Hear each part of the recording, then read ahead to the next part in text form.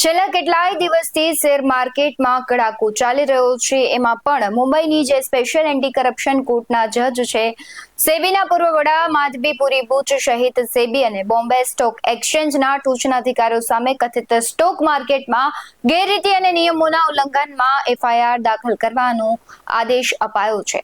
નમસ્કાર, આપની સાથે હું Bhagwati Vishavadiya. Securities and exchange board of India એટલે કે સેબીના ભૂતપૂર્વ બોસ માધવીપુરી બુચની મુશ્કેલીઓ વધી ગઈ છે. મુંબઈની ખાસ કોર્ટે બુચ અને કેટલાક અન્ય લોકો સામે એફઆઈઆર નોંધવાનો આદેશ આપ્યો છે. કોર્ટનો આદેશ 1994માં બોમ્બે સ્ટોક એક્સચેન્જ BSE પર એક કંપનીના લિસ્ટિંગમાં કથિત અનિયમિતતા સંબંધિત કેસમાં આવ્યો છે. કોર્ટના આદેશથી સેબીના ભૂતપૂર્વ વડા અને અન્ય અધિકારીઓની મુશ્કેલી ચોક્કસપણે વધશે, પરંતુ તેમની પાસે હજુ પણ ઘણા વિકલ્પો ઉપલબ્ધ છે.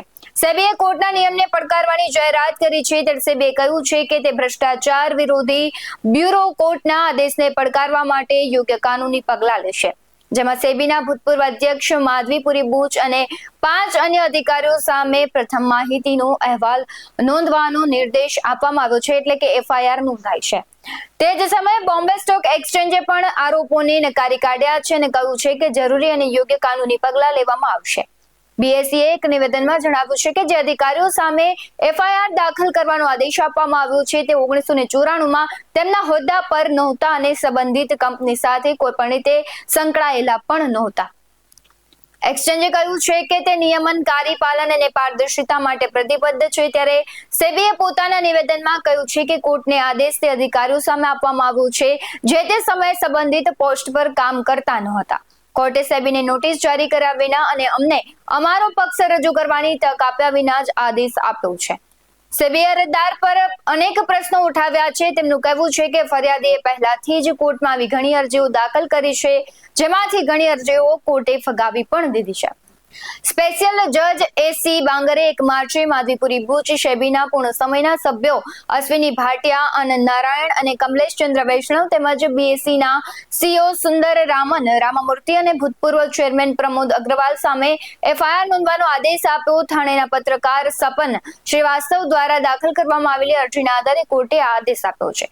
શું છે સમગ્ર મામલો તેને વિગતે જાણીએ તો શ્રીવાસ્તવ દ્વારા દાખલ કરવામાં આવેલી ફરિયાદમાં આરોપ મૂકવામાં આવ્યો છે કે સેબીના અધિકારીઓ 1994માં એક કંપનીને સ્ટોક એક્સચેન્જમાં લિસ્ટિંગ મંજૂરી આપી હતી, જેણે નિયમોનું પાલન નહોતું કર્યું.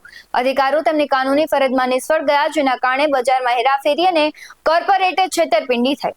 તેમણે દાવો કર્યો હતો કે પોલીસ અને નિયમનકારી સંસ્થાઓને વારંવાર ફરિયાદ કરવા છતાં કોઈ કાર્યવાહી કરવામાં નથી આવી. અરજીમાં કેલ્સર રિફાઇનરીઝ નામની કંપનીનો ઉલ્લેખ છે. અરજીની સુનાવણી કરતી વખતે કોર્ટે કહ્યું છે કે નિયમનકારી ભૂલો અને મિલીભગતના પ્રથમ દ્રષ્ટિએ પુરાવા છે, જેના માટે નિષ્પક્ષ અને સ્વતંત્ર તપાસની જરૂર છે.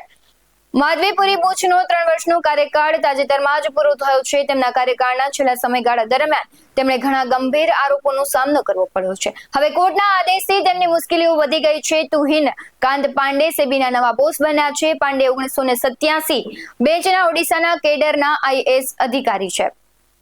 ટીવી સોમનાથન કેબિનેટ સચિવ બન્યા પછી તેમણે સપ્ટેમ્બર 2024માં નાણાં સચિવનો કાર્યભાર સંભાળ્યો. આ પહેલા તેઓ રોકાણ અને જાહેર સંપત્તિ વ્યવસ્થાપન વિભાગના સચિવ પણ રહી ચૂક્યા છે. આ મુદ્દે તમારું શું કહેવું છે? કમેન્ટ કરી જરૂરથી જણાવજો. આવા જ વધુ અહેવાલો સાથે ફરી મળતા રહીશું. તમે અમારી YouTube ચેનલને સબસ્ક્રાઇબ કરવાનું, અમને Facebook અને Instagram પર ફોલો કરવાનું ભૂલશો નહીં. બાકી નવી અપડેટ્સ મેળવવા માટે આપ જોતા રહો BS9 TV ન્યૂઝ. નમસ્કાર.